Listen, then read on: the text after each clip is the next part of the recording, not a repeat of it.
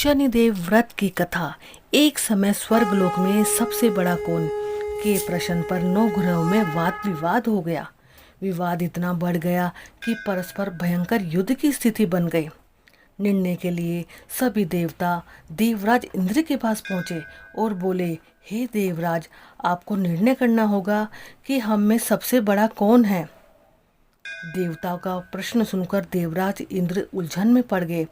इंद्र बोले, मैं इस प्रश्न का उत्तर देने में बिल्कुल असमर्थ हूँ। हम सभी पृथ्वीलोक में उज्जैनी नगरी में राजा विक्रमादित्य के पास चलते हैं। देवराज इंद्र सहित सभी ग्रह उज्जैनी नगरी में पहुंचे।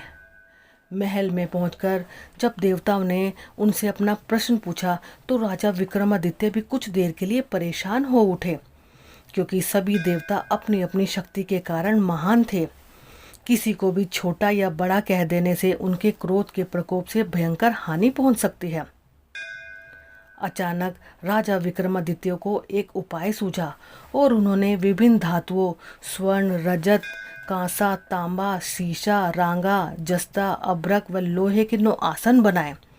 धातुओं के गुणों के अनुसार सभी आसनों को एक दूसरे के पीछे रखवाकर उन्होंने देवता को अपने अपने सिंहासनों पर बैठने को कहा।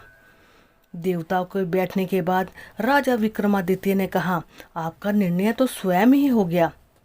जो सबसे पहले सिंहासन विराजमान है वही सबसे बड़ा है। राजा विक्रमादित्य के निर्णय को सुनकर शनि देवता ने सबसे पीछे आसन पर बैठने के कारण अपने को छोटा मानकर क्रोधित होकर कहा, हे राजा विक्रमादित्य, तुमने मुझे सबसे पीछे बैठाकर मेरा अपमान किया है। तुम मेरी शक्तियों से परिचित नहीं हो, मैं तुम्हारा सर्वनाश कर दूंगा। शनि ने कहा, सूर्य एक राशि पर 1 महीने, चंद्रमा 100 दिन, मंगल 1.5 महीने, बुध और शुक्र 1 महीने, बृहस्पति 13 महीने रहते हैं, लेकिन मैं किसी राशि पर 7.5 वर्ष तक रहता हूँ। बड़े बड़े देवताओं को मैंने अपने प्रकोप से पीड़ित किया है। राम को 7.5 के कारण ही वन में जाकर रहना पड़ा था। रावण को 7.5 के कारण ही युद्ध में मृत्यु का शिकार बनना पड़ा। राजा, अब तू भी मेरे प्रकोप से बच नहीं सकता। इसके बाद अन्य 9 ग्रहों के देवता तो प्रसन्नता के साथ चले गए, परंतु शनिदेव के बड़े क्रोध के साथ वहां से विदा हुए। राजा विक्रमादित्य पहले की तरह ही न्याय करते रहे। उनके राज्य में सभी स्त्री पुरुष बहुत आनंद से जीवन यापन कर रहे थे। कुछ दिन ऐसे ही बीत गए। उधर शनि देवता अपने अपमान को बिल्कुल भी नहीं भूले थे। विक्रमादित्य से बदला लेने के लिए एक दिन शनिदेव ने घोड़े के व्यापारी का रूप धारण किया और बहुत से घोड़ों के साथ उज्जैनी नगरी में पहुंचे। राजा विक्रमादित्य ने राज्य में किसी घोड़े के व्यापारी के आने का समाचार सुना तो अपने अश्वपाल को कुछ घोड़े खरीदने के लिए भेज दिया। घोड़े तो बहुत कीमती थे। अश्वपाल ने जब वापस लौटकर इस संबंध में बताया तो राजा ने विक्रमादित्य ने स्वयं जाकर एक सुंदर व शक्तिशाली घोड़े को पसंद किया। घोड़े की चाल देखने के लिए राजा उस घोड़े पर सवार हुए तो वह घोड़ा बिजली की गति से दौड़ पड़ा। तेजी से दौड़ता घोड़ा राजा को दूर एक जंगल में ले गया और फिर राजा को वहां गिराकर जंगल में कहीं गायब हो गया। राजा अपने नगर को लौटने के लिए जंगल में भटकने लगा, लेकिन उन्हें लौटने का कोई रास्ता ना मिला। राजा को भूख प्यास लग गई। बहुत घूमने पर उसे एक चरवाहा मिला। राजा ने उससे पानी मांगा। पानी पीकर राजा ने उस चरवाहे को अपनी अंगूठी दे दी। फिर उससे रास्ता पूछकर वह जंगल से निकलकर पास के नगर में पहुंचा। राजा ने एक सेठ की दुकान पर बैठकर कुछ देर आराम किया। उस सेठ ने राजा से बातचीत की तो राजा ने उन्हें बताया कि मैं उज्जैनी नगरी से आया हूँ। राजा से कुछ देर दुकान पर बैठने से सेठ जी की बहुत बिक्री हुई। सेठ ने राजा को बहुत भाग्यवान समझा और खुश होकर उसे अपने घर भोजन के लिए लेकर गया। सेठ के घर में सोने का एक हार खूंटी पर लटका हुआ था। राजा को उस कमरे में छोड़कर सेठ कुछ देर के लिए बाहर चला गया। तभी एक आश्चर्यजनक घटना हुई।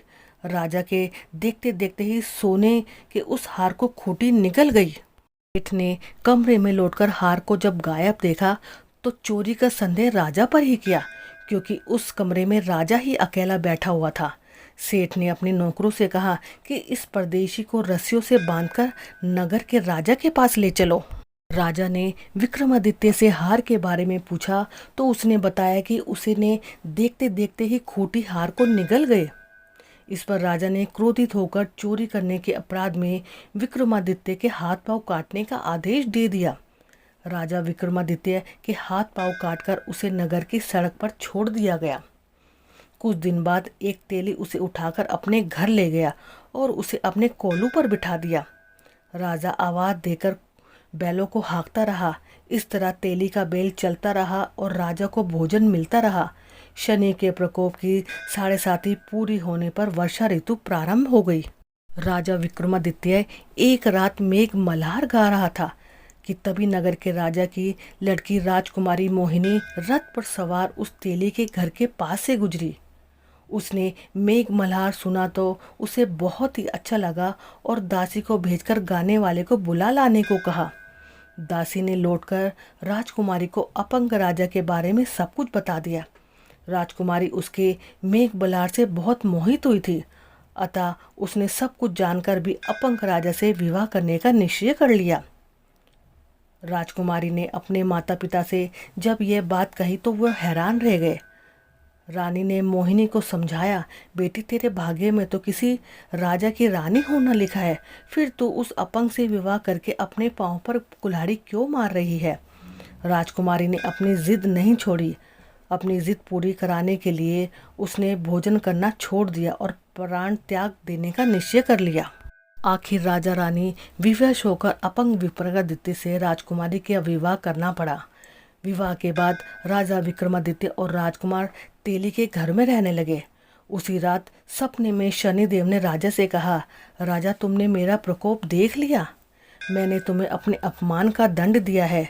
राजा ने शनिदेव से क्षमा करने को कहा और प्रार्थना की कि हे शनिदेव, आपने जितना दुख मुझे दिया है अन्य किसी को भी मत देना। शनिदेव ने कुछ सोच कर कहा, राजा मैं तुम्हारी प्रार्थना स्वीकार करता हूँ। जो कोई स्त्री पुरुष मेरी पूजा करेगा, शनिवार को व्रत करके मेरी व्रत कथा सुनेगा, उस पर मेरी अनुकंपा हमेशा बनी रहेगी। प्रातःकाल राजा विक्रमादित्य की नींद खुली तो अपने हाथ पांव दे कर राजा को बहुत खुशी हुई। उसने मन ही मन शनिदेव को प्रणाम किया। राजकुमारी भी राजा के हाथ पैर सही सलामत देकर आश्चर्य में डूब गई। तब राजा विक्रमादित्य ने अपना परिचय देते हुए शनिदेव के प्रकोप की सारी कहानी कह सुनाई। सेठ को जब इस बात का पता चला तो दौड़ता हुआ वह तेली के घर पहुंचा और राजा के चरणों में गिरकर क्षमा मांगने लगा। राजा ने उसे क्षमा कर दिया क्योंकि यह सब तो शनिदेव के प्रकोप के कारण हुआ था। सेठ राजा को अपने घर लेकर गया और उसे भोजन कराया। भोजन करते समय वहां एक आश्चर्यजनक घटना घटी। सबके देखते देखते ही उस खूंटी हार को निगल लिया। सेठ जी ने अपनी बेटी के विवाह भी राजा के साथ कर दिया और बहुत से स्वर्ण व आभूषण धन आदि देकर राजा को विदा किया। राजा विक्रमादित्य राजकुमार मोहिनी और सेठ की बेटी के साथ उज्जैनी पहुंचे तो नगरवासियों ने हर्ष से उनका स्वागत किया। अगले दिन राजा विक्रमादित्य ने पूरे राज्य में घोषणा कराई कि शनिदेव सब देवों में सर्वश्रेष्ठ है। प्रत्येक स्त्री पुरुष शनिवार को उनका व्रत करे और व्रत कथा अवश्य सुने। राजा विक्रमादित्य की घोषणा से शनिदेव बहुत प्रसन्न हुए। शनिदेव का व्रत करने और व्रत कथा सुनने के कारण सभी लोगों की मनोकामनाएं शनिदेव की अनुकंपा से पूरी होने लगी। सभी लोग आनंद पूर्वक रहने लगे। तो दोस्तों, ये थी शनिवार के व्रत की कथा।